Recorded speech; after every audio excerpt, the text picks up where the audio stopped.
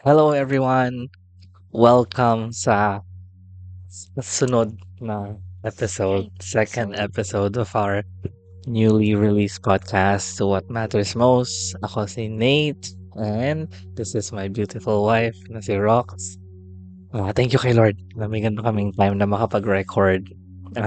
In spite of all the busyness, we are determined na gawin to dahil as mentioned sa unang episode namin, this is something that we have been praying for, longing for, and excited to step into. And so, dito kami, we want to show up and be able to continue the conversation of the things that we believe is important so that kung naman din yung pag-usapan namin can hopefully help you in your journey, in your pursuit, in your walk of following Jesus. So, sa pangalawang episode, I mean, ang daming pwedeng pag-usapan. Super dami.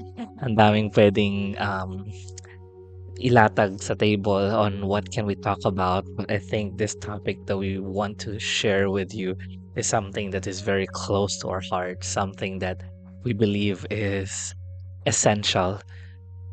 It's the big why of things.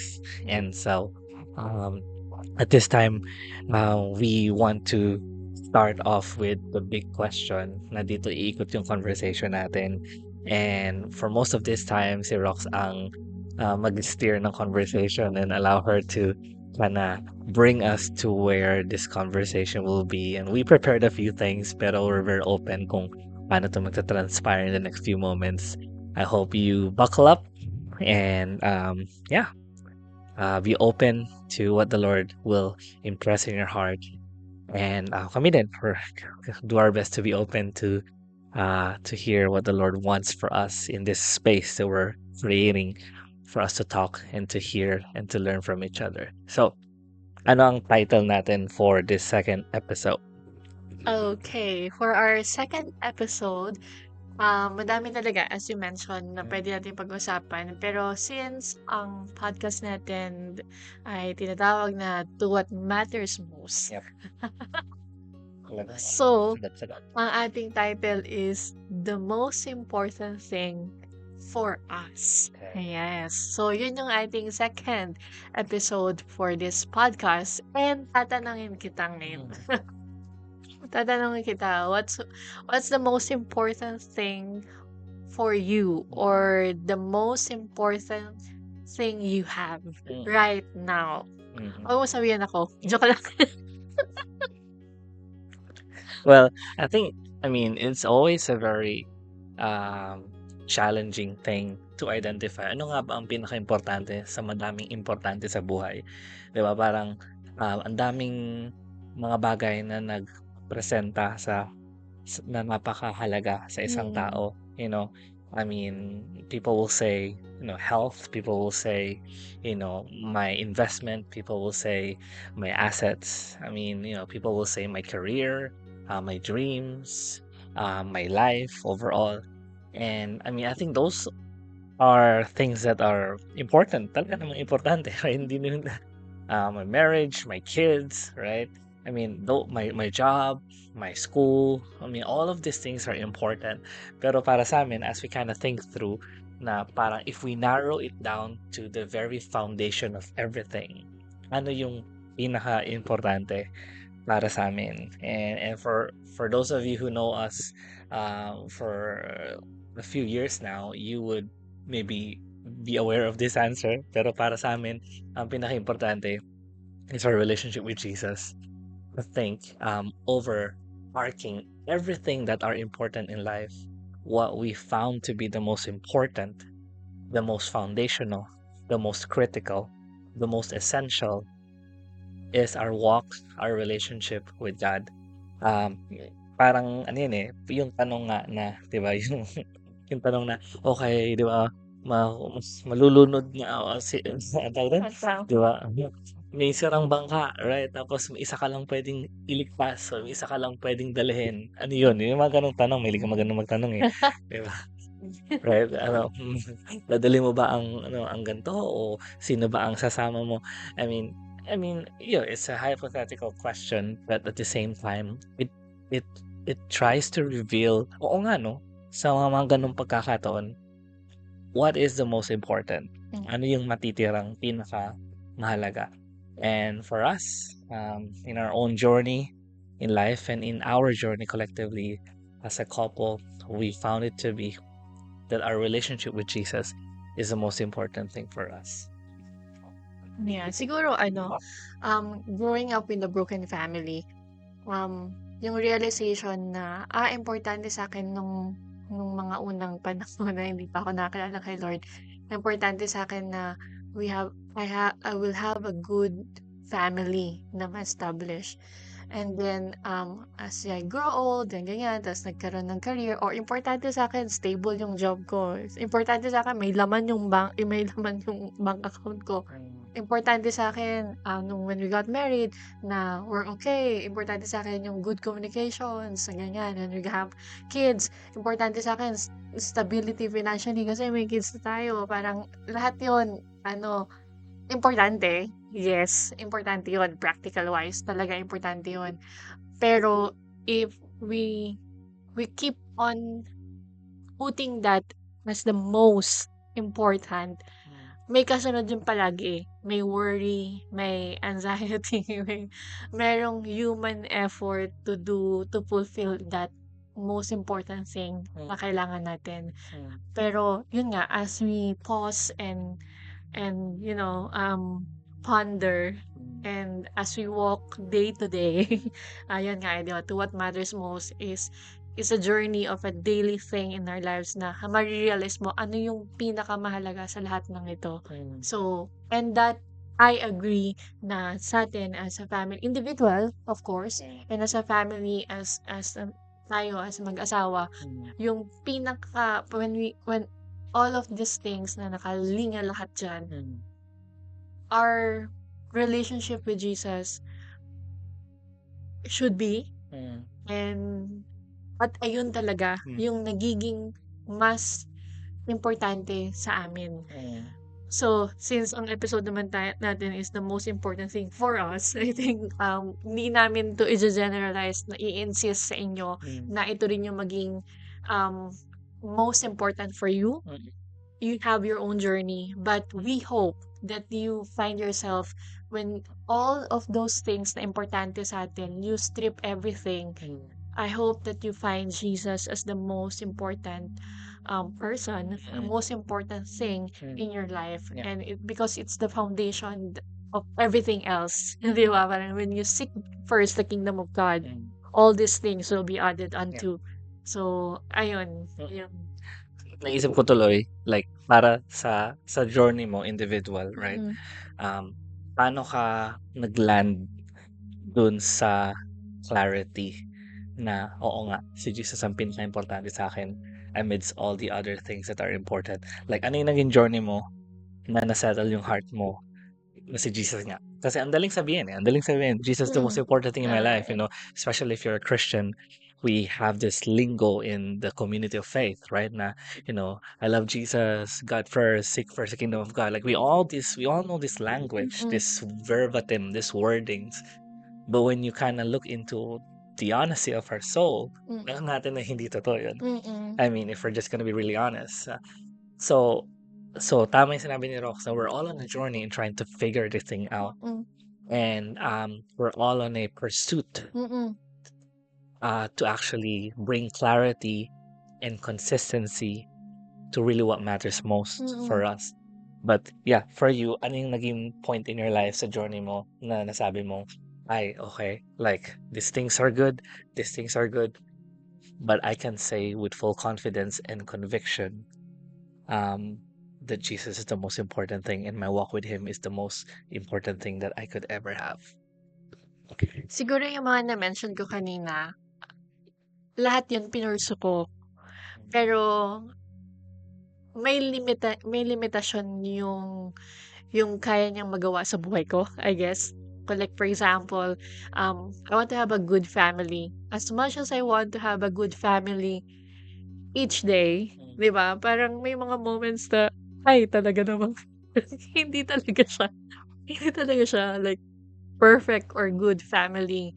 Like, ito yung isang anxious ako. Financial stability, 'di ba? But I want to pursue like considering to go back to work or ganyan. Lahat 'yan titimbangin mo, eh. Pero pero may limitasyon sa lahat. Pero when I come to a point na to pursue na, okay, pause, ganyan. So, ano yung pinakaimportante sa season ko ngayon. And yun nga yun, eh, when I pursue Jesus, when I pursue His will, when I pursue His plans for me, doon mas, okay, kahit pala hindi stable, pero God provided because He is our provider. Kahit pala hindi perfect yung family, when I pursue Jesus and trust Jesus that He is the center of the family, um, inaayos niya yung pamilya natin from grace to grace. Parang ganon. So, yun yung sa akin. I hope that makes sense. Sa'yo ba? Paano? I think yeah, I mean, yung idea na dumating sa akin is, um, all of us were trying to pursue things in life in different aspects, in different area. At lahat yon gusto natin maging maayos, gusto natin maging successful. I don't think any one of us is trying to pursue something tapos at the end we're expecting it to be not good, right? Parang lahat ng desire natin to pursue something is deep inside our hearts. We want it to be helpful, successful, beneficial. Pero yun nga, nabanggit mo na at the end of things, we realize that there's nothing more important than our walk with Jesus, our connection with Jesus. And so siguro sa akin na naging journey ko is, na-realize ko yung dead end na parang, the same thing as you, I pursued a lot of things. I pursued different things that I hope and I wanted and I dreamed of na magfulfill ng heart ko, magsasatisfy ng need ko, magbibigay value and worth sa akin. And all of those pursuits, God allowed it to reach a point na walang marating or fall short or maging dead end. And yung karanasan na yun yung naging turning point ko na akala ko itong pinupursu ko na importante sa buhay ko above God, above my walk with Him, is more important than anything else. And when God allowed me to walk through that and journey through that, spend my energy and time and effort and resources, tapos at sa dulo, ay wala pala to. Parang, okay, that's a turning point we're in. So this is not the most important, right? This is not the most fulfilling. Naalala ko, may nabasa ko a while ago, yung mga umakyat sa world tallest mountain, Mount Everest. There has been some reflection sa mga taong nakapunta sa taas. Na parang ang unang naisip nila, syempre ang ganda, I'm on the top of the world, right? Like parang kita mo yung horizon, tapos halos kita mo yung curve ng earth because of how high it is.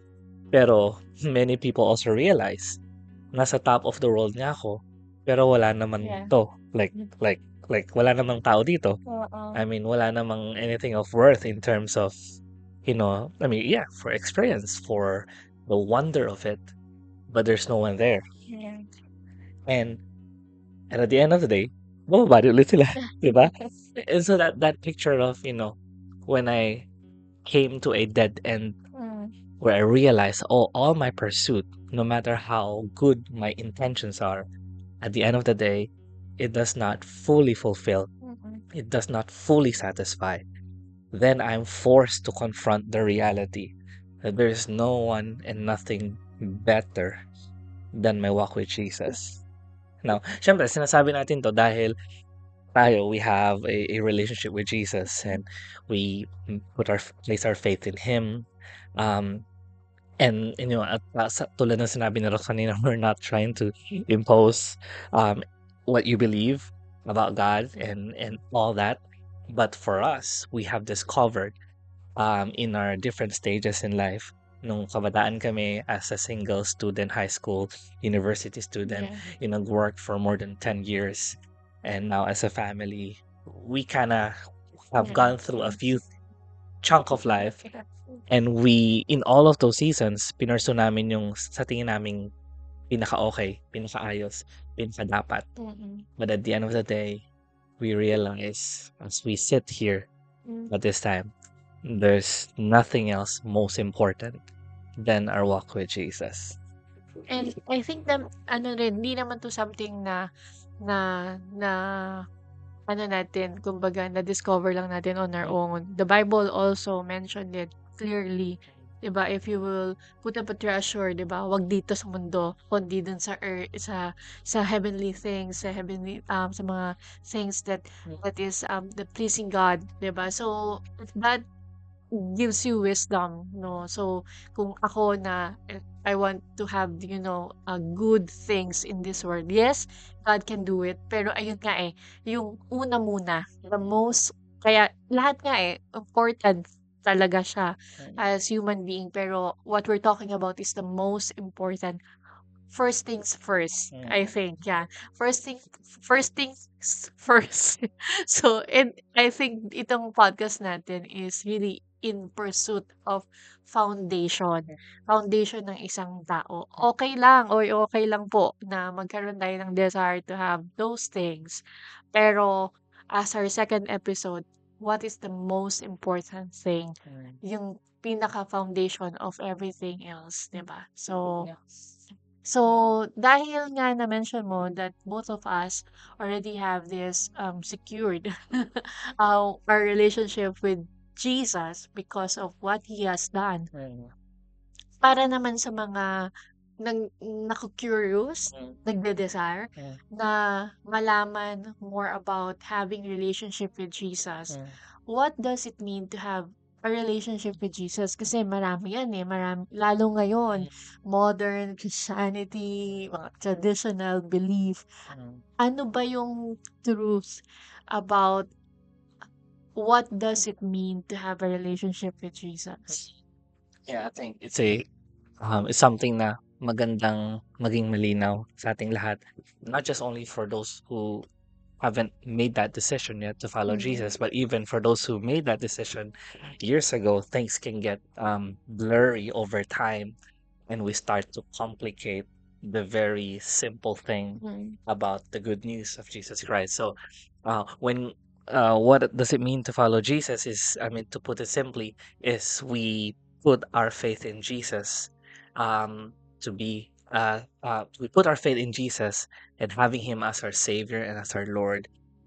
Sa ibang salita, binibigyan natin yung tiwala natin kay Jesus, that Jesus paid the price for our sin. Or the Bible says that for all have sinned and fall short of the glory of God. Lahat tayo, walang sino man, mayaman, mahirap, aral, hindi aral, di ba, mataas sa society o hindi ganun kataas sa society, even religious leaders and non-religious leaders, we all have fall short of the glory of God. And yet the Bible says that in the fallen nature of man, God so loved the world that He reached down towards humanity and provided a way for us to be reconciled back to our original purpose, and that is to be one with God. I mean, ayun ang pinaka-design ng tao, that we are created to be one with God. But dahil sa gawa ng kasalanan sa buhay natin, tayo nahiwalay sa Panginoon. So following Jesus means we put our faith in Jesus, believing that He became the way for us to be reconciled with God. Di ba sinabi ni Jesus, I am the way, the truth, and the life. At walang sino man ang may kayang mag-reconcile sa inyo sa pinaka-original purpose and design ng tao, and that is to be one with God. But at the same time, following Jesus also means He is our Lord of our lives, kung saan we learn to submit our lives to Him. Kaya yung following Jesus, it means we follow Jesus. Yeah. Right? Hindi tayo nagdidikta kung anong gusto natin sa buhay. Hindi tayo ang nagda-direct ng path natin. Hindi tayo ang naggagawa ng path natin. Tayo ay sumusunod sa inihanda ng Panginoon sa atin on how we ought to live our lives that reflects His ultimate plan and purpose. Dahil tulad nga ng na-discover natin, there's nothing better than living out the plan and the purpose of God, because time and time again, it has been proven to be the best over our own plans, our own ways. Kaya following Jesus is our willingness to say, yes, Jesus, you are my Savior. I need you to save me from my sin and my pitiful state. Mm. And yes, Jesus, dahil ginawa mo to sa akin, naranasan ko yung kalayaan, naranasan ko yung kapatawaran. I am willingly submitting to your lordship and willingly following you in all that I do. Right? So, kasi madaming sasabi, following Jesus is, pumunta ka lang sa church. Following Jesus na yun. Or, di ba, kumanta ka ng mga Christian song, following Jesus na yun. Or, i-celebrate mo ang Easter. Or, ang dami lalo sa atin, sa Pinas, ang dami nating mga tradition that is kind of linked into, okay, pag ginawa mo to, if you say the right words, if you do the right things, Yeah. if you act the certain way, you're a Christian, you're following Jesus. Mhm. But ultimately, scripturally, ang sinasabi ng Bible, if you want to follow Jesus, you lay down your life and you take up your cross, Daily. right, daily, and live for Him. Yeah. So, following Jesus is our willing obedience to what He calls us to as a response to what He did for us when He paid that price of sin and death. Kaya, importante sa atin itong bagay na to dahil na-realize natin na all of life is actually an invitation by God Yeah. to follow Him. All of life is actually a call back to Him. Sa dami ng hinahabol ng tao, sa dami ng pinopersonal ng tao, parang slowly we're slowly learning each day. This life is not about us actually pursuing, making our own dreams, making our own life. No, this life is actually about God inviting us back, calling us back home to Him. Yeah. He has already made a way in Jesus. Kaya ang role lang natin actually is, Lord, anong gusto mo? Yeah. I'm gonna follow you. Lord, anong plano? I'm gonna follow you. Lord, anong next step? I'm gonna follow you. As easy that may sound, in reality, it's hard, right? Sorry. Naisip ko nga habang nagsasalita ka, grabe no, kung sisimplihan lang pala talaga natin what it means to have a relationship with Jesus. It's simply just like responding to His invitation to go back to Him.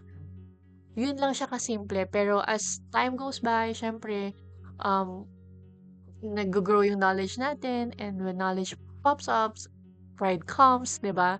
So, and we reflect that to other people, and then hanggang sa naging komplikado na lahat ng mga kailangan na may checklist para to have a real relationship with Jesus. Kailangan may mga requirements na bigla, 'di ba? Yan nga yung dinemolish ni Jesus when he came, 'di ba? So, parang babalik tayo again sa pinakasimpleng uh, way of really having a relationship with Jesus is really responding and confessing that He is our Lord, He is our Savior. Yun lang talaga eh. Lahat kasi ng doing ginawa ni Jesus on the cross. And lahat yon fulfilled na, covered na. Wala na tayong i-add doon. It's just that it's a yes lang na, Lord, I acknowledge those things. And I want to really see kung ano yung gusto mo sa buhay ko. Be the Lord. Ikaw na yung umupo. I have been crucified in Christ. It's no longer I who live, but Christ lives in me. So, the way to follow God, hindi na ako to, ikaw na to, Lord. Kung may mga times na we see na, hindi, may mga pangarap pa ako, gano'n. Tanong, yan ba yung gusto ng Lord? Parang, we can always go back to dun sa pinaka-center of life na, okay, because this is the most important, you are the most important thing or the person in me now. Lord, anong gusto mo? Parang meron ng anchor, meron ng babalikan. Kasi kunyari, ibabalik ko sa'yo, di ba? Hindi mo ako mag-lead to the pinaka-most. Kasi because of limitation of a human being, di ba? Pero, ayun, thank you kay Lord. Thank you as we have this conversation. Nakakabalik talaga tayo dun sa pinaka-foundation na Jesus paid it all, done everything. Pero, ayun nga, it's our responsibility to to respond to that. And I think yung analogy na na sinabi mo na anchor Mm. is something that's very powerful dahil our world today is full of hearsay and third hand, fourth hand information about God, about the Mm. Bible, and about life. And it's so easy to get swayed na, ito pala dapat, ito pala dapat. Um, pero the simplest thing of all is, following Jesus is just saying yes to Him every day, every moment, sa lahat ng ini-invite na tayo. Mm. And the best thing about it is His invitation always comes with provision. His invitation always comes with sustenance. It always comes with a sense of assurance na hindi ka i-invite ni Lord sa isang bagay na wala siya doon. Yeah. Hindi ka na-invite sa isang bagay na hindi niya hinanda yon. Mm. Hindi ka na-invite sa isang bagay na ipapahamak tayo. Kundi sa lahat ng invitation niya, it's always for our good. It's always for our benefit. It's always for the best for us. And so following Jesus is never really a forceful thing na parang napepersahan tayong gawin kasi wala tayong choice. Kundi He does a work to win our hearts so that we do follow Him out of our love for Him, out of our gratitude for Him, out of our realization that there's nothing else more worth doing in this life than to give our whole life unto Him. Mm. Now, sa matatagal na pong Kristiyano na nanonood sa oras na to, things can get blurry over time because now we started to justify our walk with Jesus by what we do for Jesus. And I think ayun yung kailangan nating maging clear always sa puso't isipan natin na ang ating ginagawa para kay Lord is not always the very reason why we follow Him. In other words, hindi kamot madami tayong ginagawa para kay Lord, we're following Jesus. Because sometimes you can do things for God but not follow God. Mm. Sometimes you could do work for Jesus but not actually following Jesus. I remember that story sa Luke, right, where Mary chose to sit at the feet of Jesus while her sister Martha chose to work and take care of stuff that needed to be taken care of, right? Bilang isang host sa isang visitor, kailangan mag-prepare, kailangan maghanda, kailangan ayusin. But when they came to a conversation with Jesus, diba sabi ni Jesus, Mary, who is sitting at my feet, listening to what I'm saying, connecting with me, engaging with me, this is what matters most. Everything else is secondary. Kaya, it has been a challenge for us, lalo na sa atin na ang journey natin in our following with Jesus is it's a lot of different things that challenge us to relearn and unlearn. But God has been good. God has been gracious to remind us that this relationship with Him is not based on what we do for Him. This relationship with Jesus is based upon what He did for us and our daily yes to His invitation to keep following Him, even in the smallest of things or in the biggest of things. Following Jesus is not easy, but it's not impossible because, again, when God calls, when God invites, He sustains, He provides, and He strengthens. So, sa journey natin in life, there are a lot of things that are important, but we can confidently say, tanggalin mo na lahat sa buhay namin, right? Money, as if madami, no? Wag. Ano pa ba? Trabaho, credentials, track record, followership, ano man. Take away everything. Wag lang si Jesus. Wag lang si Jesus. Because we have seen how nothing else can be put up without Jesus in the foundation of all things. Kaya Para sa amin, that's the most important thing. We're speaking from our own journey and our own walk with Jesus. Kaya, ayun, anything else that you want to say about that? Madami. Kaya lang ano, siyempre ano ba, siguro ano ay kasi sabi ko nga kanina, gawain ni Lord, 'di ba? For us to be reconciled with God. There are moments kasi recently in my life, siyempre sobrang busy talaga din bilang mom of 3 years old and 3 months old. Parang may mga thoughts in me na parang binabato siya sa akin ng kaaway na, "Oh, hindi ka na nagaganito, hindi ka na lumuluhod."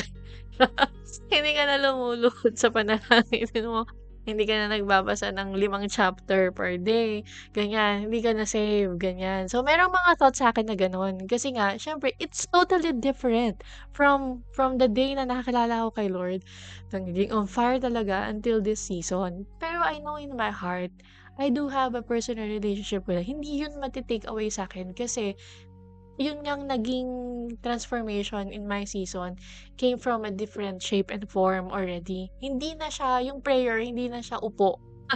Hindi na siya luhod. Moment by moment na siya. Usapin ko yung toddler ko, Lord, 'di ba? That is prayer, right? Say it that way, 'di ba? Yung kung papaano mo gustong kausapin si God. Kasi hindi naman siya mai-intimidate sa lahat ng mga words natin eh. Hindi naman niya hindi maiintindihan ano ba yung nararamdaman mo, ano ba yung naisip mo. No. In this season, parang may mga bato yung kaaway talaga ng about salvation eh. About relationship with God. O nasaan ka na? O dapat ganito ka na? O dapat may ganun sa relationship with God. Pero babalik ka dun eh. Hindi eh. Yung relationship with God si God ang unang nag-start nun. I just responded to that.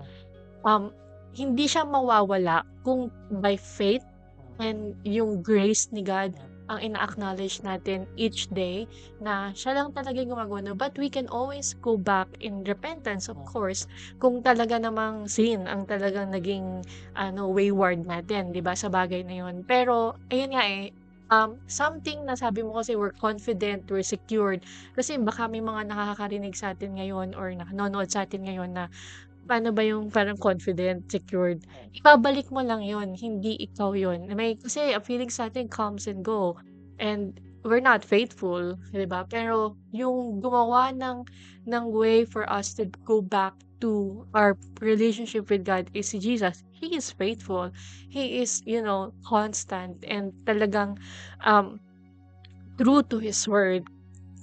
Kaya puwedeng yun yung i-bank natin na reality and truth in our lives, 'di ba? So, maybe you can expound more para at least mas maliwanagan sila sa part na 'yan. Kasi siyempre may mga thoughts in us na, "Ano ba, nawala na ba?" Gano'n. Or maybe an invitation to really go back. Oo. Yeah. What I remember is yung story ni Thomas, right? I mean, Jesus was crucified, buried, right? Yeah. Um, Hmm. and then yung mga disciples were like, okay, let's hide. Kasi parang, ano na nangyari? Akala natin si Jesus will, take over the Roman Empire and be our king, like literal king, military king. But he's dead, Hmm. right? And so they were hiding away from the public kasi ayaw nilang maspat ng mga tao. At sila din ay mapahamak sa kanilang, past with Jesus, right? And then, but eventually Jesus, after 3 days, rose again from the dead. And then he started appearing to different people. But there's one guy, Thomas, nung narinig niya yung mga bali-balita na buhay si Jesus, sabi niya, hindi ako maniniwala, right? I'm not gonna believe until nakita ko yung butas ng kamay niya at yung sugat niya sa tagiliran. Doon pa lang ako maniniwala. I mean, imagine, si Thomas walked with Jesus for around 3 years, saw the miracles, saw signs and wonders, experienced the power of God in and through him. Yet in all this, he still doubted, right? I mean, kung ako si Jesus, right? Like, kung ako si Jesus, I would be very disappointed to Thomas na parang, Thomas, ano ka ba? Like, 3 years ako nagpakita na ako talaga yung tunay na Diyos, ako yung Messiah, and I can do all things, right? I walked on water, right? I multiplied the bread and multiplied the fish. I, silenced the storm with one word. I mean, you have seen great things. And yet ngayon magda-doubt ka? Like, hindi ako pupunta sa'yo para ipatunay sa'yo yung totoo ako. Pupunta ako dun sa mga ibang mga tao na naniniwala pa rin. Yet the Bible tells us, right? Jesus went to Thomas Meet him. to meet him where he is, in his doubting state, in his discouraged state. Hindi nawala yung pagiging disciple niya. Hindi nawala yung pagiging disciple niya, hindi nawala yung pagiging connection or connected niya with God. Because his connection with God is never really about him. It's really about God. Yeah. And That's so, it. Yun talaga so, yun. so what happens is, nagpakita si Jesus directly only for Thomas in the midst of the other disciples. Nasabi niya, hey Thomas, eto, gusto mo makita? And then, nung naranasan ni Thomas, finulfill ni Jesus yung desire ni Thomas. Actually, I mean, if you look at that, like kung ako, nakita ko si Jesus, okay na ako right? Pero hindi, sabi ni Jesus, hindi, ilagay mo yung kamay mo sa butas ng kamay ko, tagiliran ko. And then Thomas realizes and says, oh my God, right? My God, my God. He had a deep, opened eye realization that even in my doubt state, I am being pursued by God. I am being invited by God. I am being called by God back to Him. Because this relationship is never about me. Yun sa salita natin, hindi ako nagbubuhat nito. Yeah. Hindi ako nagbubuhat ng relasyon namin ni Lord, kundi si Lord ang nagbubuhat nito. Oh, not even share tayo, Lord, ng buhat. Not even. That's true, right? Kaya I mean, for those of us who have been a Christian for a while, right? Seasons comes and things change. Nung college ako, I can wake up this time and have 1 hour of, quiet time. Ngayon, with 2 kids and a job and everything else, 1 hour is like 5 hours for us, right? So ano na, wala ka ng 1 hour katulad nung college days. Hindi ka na on fire, right? Hindi. Because now we start to label our works as a proof of our connection with God, of our relationship with God, na parang pag hindi mo na na-check yung box na yan, na na-check mo nung college ka o nung single ka, hindi ka na lumalago, hindi ka na Kristiyano, hindi ka na disciple. Again, as long as it's not sin, as long as it's not something that is directly, disconnecting yourself to God because of some things that are directly not pleasing to God. Kumbaga, ito yung mga bagay lang na talagang dating sa buhay na iba't ibang klaseng pangyayari. Still, even in the midst of sin, God's grace is greater and He's pursuing us in every moment of our life. Kaya, our relationship with God ay hindi nakabase sa amin o sa atin. Hindi tayo nagbubuhat dito. Si Lord ang nagbubuhat sa atin. And maybe the greatest thing that we could do is magpabuhat lang kay Lord every day. Magpabuhat lang tayo kay Lord on how we can learn to walk with Him. Follow Him. Kaya yung pag-follow sa Kanya, hindi to parang, so kailangan maging perfect ako, kailangan maging ready ako. It's not about us. It's about the Lord. If He calls us, even though we're not ready, we're gonna go. If He calls us and invites us, even though we don't feel qualified or put together, that's where faith comes in, where we learn to trust His good hands and faithful hands over our lives. Siguro, wag din ninyong ma-misinterpret na hindi mahalaga yung prayer and, quiet time with God, reading the Word of God. Kasi relationship nga siya, di ba? Siguro yung umpisa, doing talaga yun ni Lord. Pero sabi nga, di ba, work out your own salvation with fear and trembling, di ba? So, with adoration with God. So, since you entered into a relationship and you're really serious about it, just like, hindi mo actually hindi just like, iba talaga yung relationship natin with Jesus. Mm. Pero siguro kung may madaling pagkumpara, 'di ba, isang relationship, you need to communicate. Mm. So, hindi Sure. puwedeng hindi natin kinakausap si Mm. Jesus Mm. sa everyday walk natin with Him. Mm. Siguro it comes with different form lang Mm. talaga, like, Mm. frequency, like yung intensity, ganyan. Iba-iba talaga siya, it varies. And the Word of God, reading it, it's still the foundation of our relationship with God. Mm. Siguro ayun, balansehin din natin yung fact about it. Pero ayun nga, in the end of all those things, 'wag din madi-discourage kapag hindi siya nagagawa ng how you do it like before. How Kasi want it.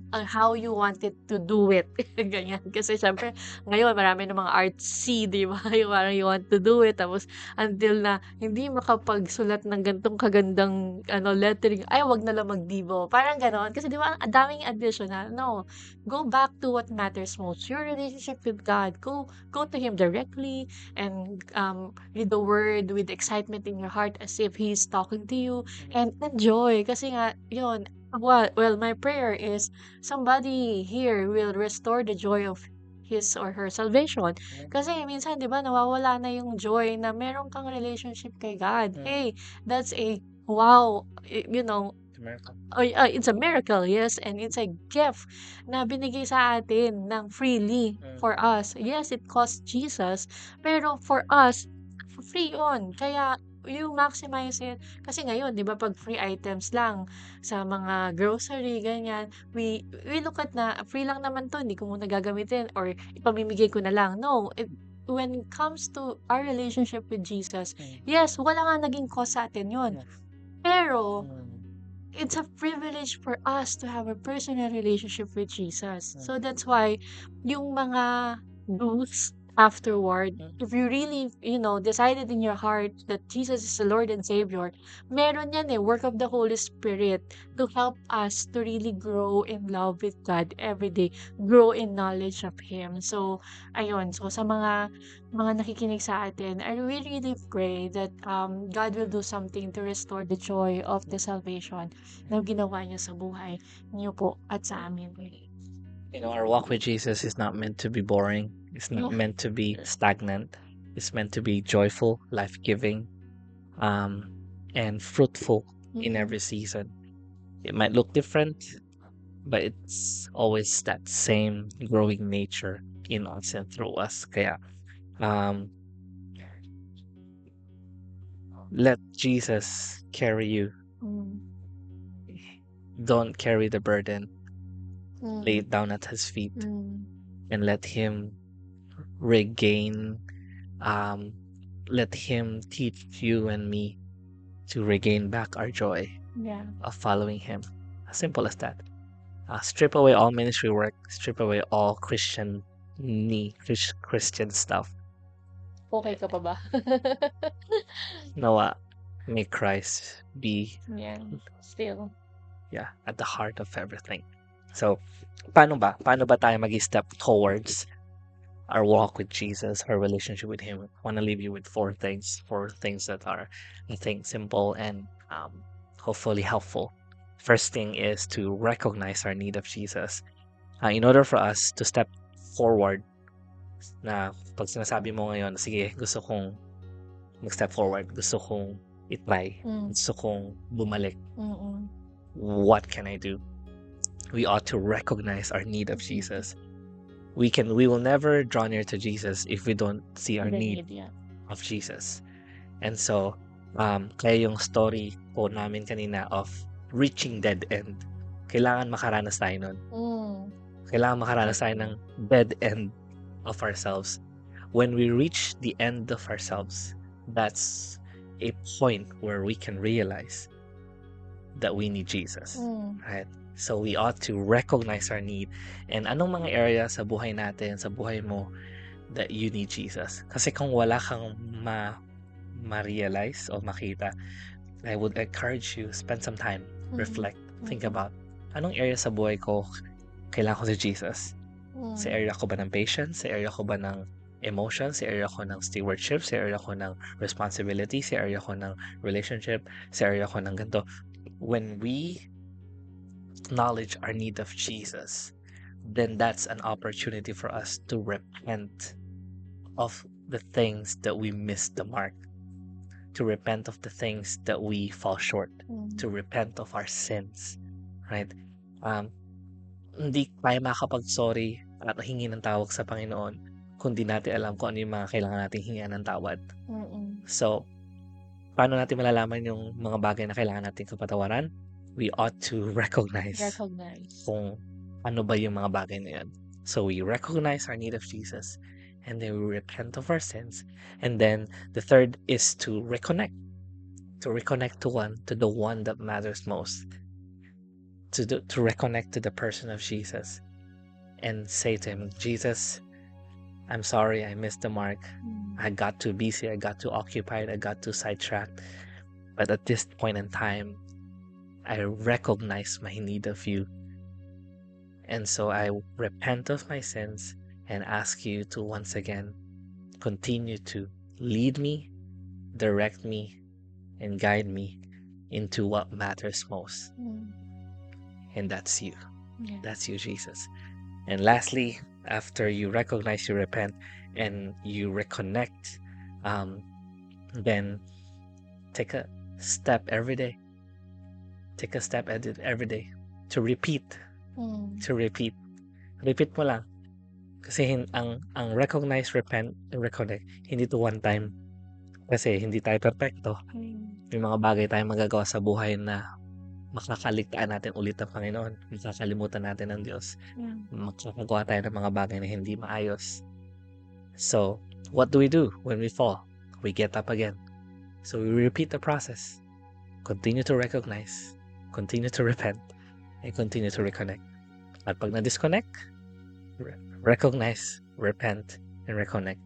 All of life is going through this process of learning to follow Jesus every day. Kaya hindi kami nagsasalita dito, kami ay perfect na sa bagay na to. Hindi. We too are learning every day to recognize, repent, and reconnect.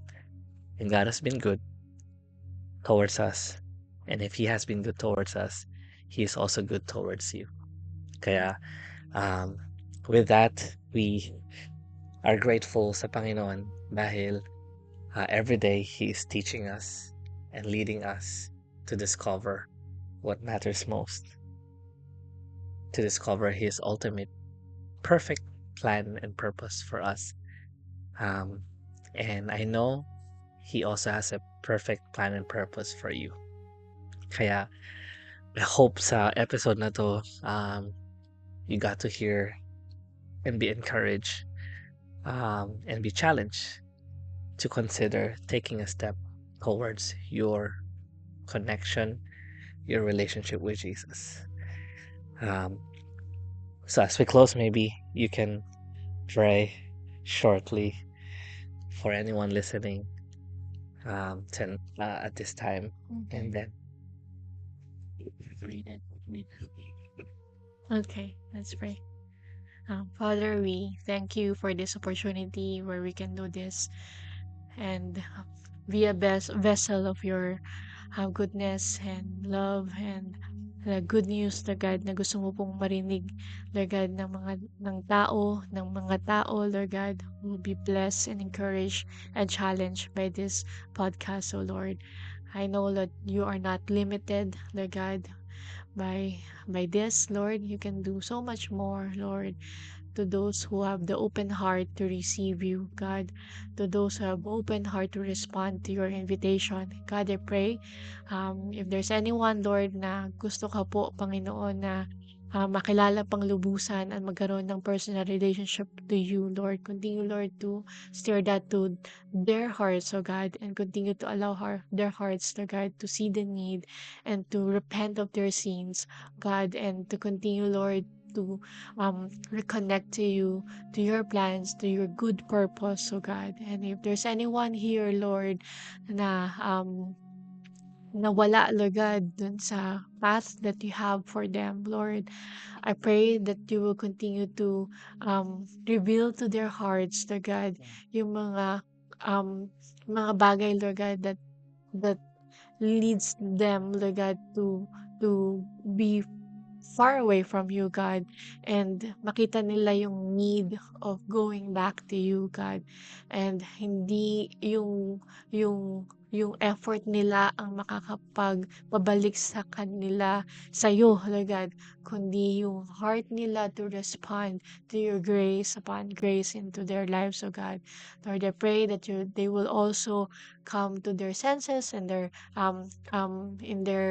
in their knees, oh God, na magrepent, Lord God, of those sins, putting others, putting themselves first than you, God, and patuloy, Lord God, na makita nila, Lord God, na maaari silang bumalik sa'yo. They can always go back to you. Thank you, Lord, for this opportunity. Thank you, God. In Jesus' name, amen. Amen. So, after this screen, may makikita kayong QR code. It's a simple booklet that we think can help you take the next step uh, in your decision, in your desire to follow Jesus. And if ever you could check that QR code, and we'll be happy to send that over to you. So, maraming salamat. I figure out it's a quite extended episode too.